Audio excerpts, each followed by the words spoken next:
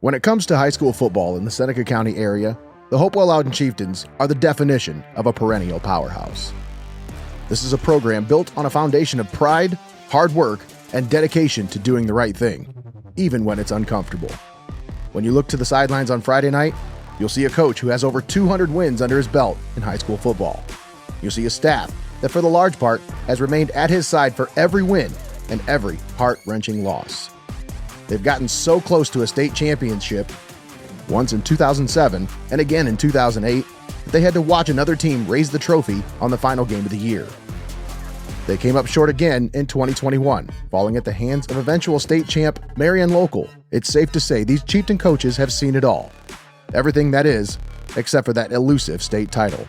This year's Chieftain squad hasn't felt the pain of defeat very often, this senior class having only lost one conference game in their entire careers.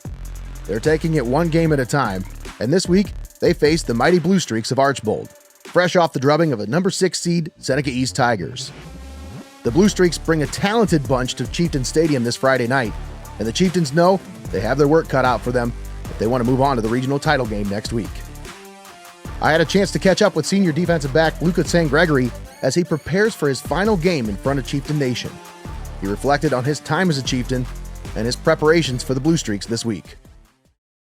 All right, I'm here, Hopewell-Loudon Chieftains senior Luca SanGregory. How we doing? Good. Well, obviously it's been cold, but the snow almost made it a little more fun. Having fun with the guys their senior year. One last ride. Mentally, got to stay locked in on all my assignments, all everyone else's assignments, make sure we're all ready. Being good in the weight room, staying strong. Obviously, they're a pretty good offensive team. Our defense has to make plays, get off the field, give our offense a chance to give us a lead.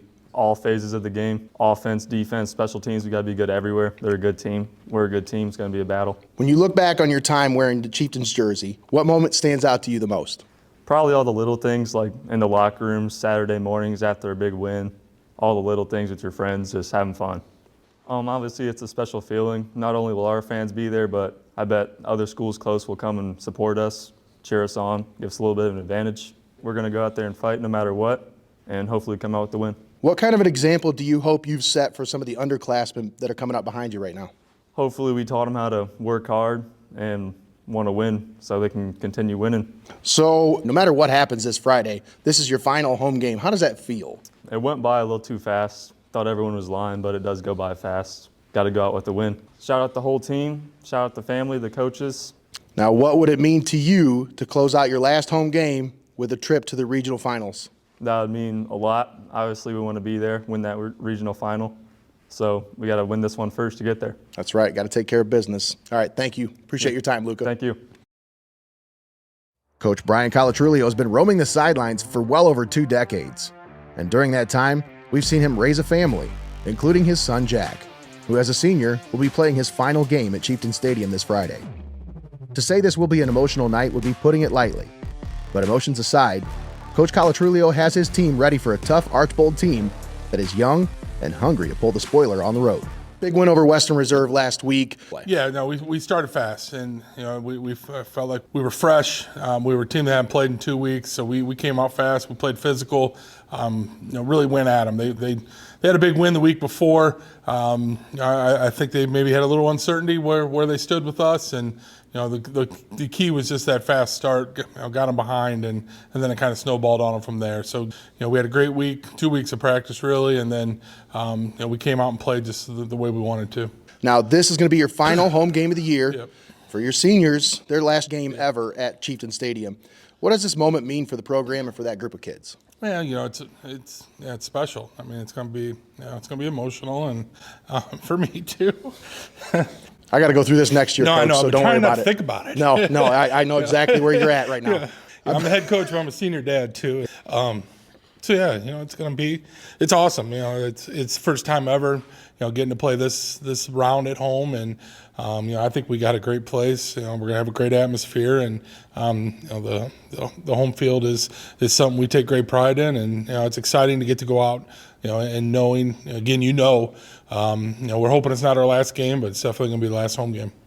Now, how cool is this regional semifinal being able to be hosted at the that sight. Like, how do you feel about that? Yeah, no, on Friday I'll feel great just because you don't have to get on a bus and go anywhere. The rest of the time it's being the AD too. It's a lot of work, and it's going to be a full house. Press box is going to be full. We got a lot of media requests. Oh yeah. I don't know that our stadium's exactly equipped to host this level of game, but I wasn't going to give it up for our kids. Our kids deserve to play at home, and I'm sure the fans and the media and some of the other would have preferred it to be somewhere else. But I'm selfishly going to make sure our kids get to play on their home field.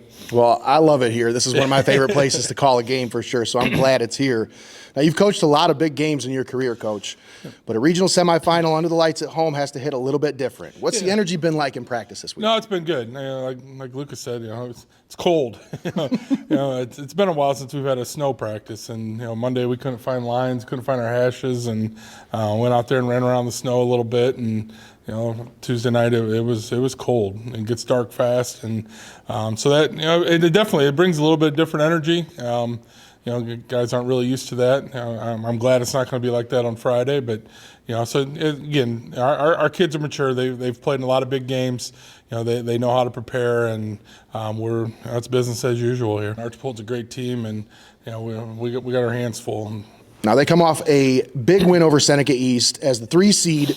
What stands out to you about this Bluestreaks team when you watch them on film? Yeah, they kind of, it's like looking in a mirror. I mean, they're big and physical, and they're really skilled and athletic. Their offense gives a lot of different looks.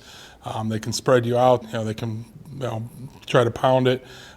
Just great size, speed combination. Like I said, I think it's something that we have and that we've been able to kind of take advantage of on some teams. And with these guys, it's going to be an equal battle. And it's still about the line of scrimmage up front, but they've done a good job of controlling that in their wins, and so have we. So that's where the battle's going to be. When we're our best, it's because we're balanced and because we can, run and throw on our own terms, and that's again what we're going to try to do. I mean, we're versatile. I mean, I think we can do some things between our 3 backs with our quarterback to try to take advantage of some things and try to disrupt what they're doing. But if you can't block, it's really hard to call plays. So the line of scrimmage is going to be huge. Absolutely. Now, when you look at their quarterback play and how they kind of spread things out, how do you plan to limit explosive plays and keep kind of everything in front of you? Yeah, that's the key. Yeah, I mean they can line up and run the ball, but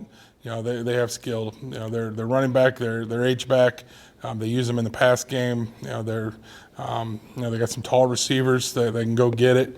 It's a huge task for our defense. Best offense we've seen all year, especially balanced. Being able to do a lot of different things, and it's going to be huge, huge test for our defense. But limiting the big plays and trying to get a turnover, I mean that's going to be that's the key to stopping them. Now your team, you guys have shown a lot of poise this year, all year long. How much does experience in big games like this help you at this stage in the postseason? Well, hopefully it helps us because they're playing a bunch of young guys. Some of their best players are sophomores. I think they only start 1 senior on offense, a couple on defense. They're going to be a problem the next couple years. But hopefully this year we've got some guys that have played all the way to this level, and we do have that experience under our belt. Last year we had some sophomores in key spots, and we struggled at this round. So hopefully that experience from last year and the schedule that we played this year has prepared us to play in a big game this week. Some of our younger guys have really come along. Brayson Leiter, Reesalt, a couple sophomores that have been big on our offensive line. Cooper Smith, his first-year starter.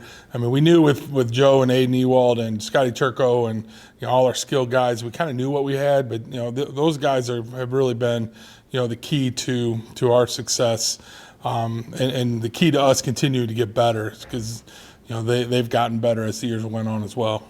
For sure. Now, this senior class has been the backbone of this program the last few years. What kind of legacy do you think they're leaving behind? Well, regardless, they've 4 years of high school, they lost one conference game, and we've won at least one playoff game every year that they've been in school, and their spot is cemented. Anything we do from here is we really want Again, regional championships are really hard to get to and to win. So that's something that this group hasn't been able to do, and it's been something we've talked about a lot for the last couple of years, and we're hoping to give ourselves a chance. Our kids are going to play their butts off. They always do, and we're going to play fast. We're going to play physical. We're going to leave it out there. I've said if you're going to beat us, you're going to have to play a really good game. Margaretta played the best game they played all year.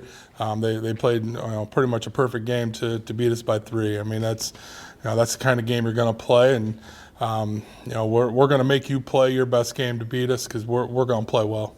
What's the message to Chieftain Nation? Come out and watch. Come out, support us, make some noise, and enjoy a great product.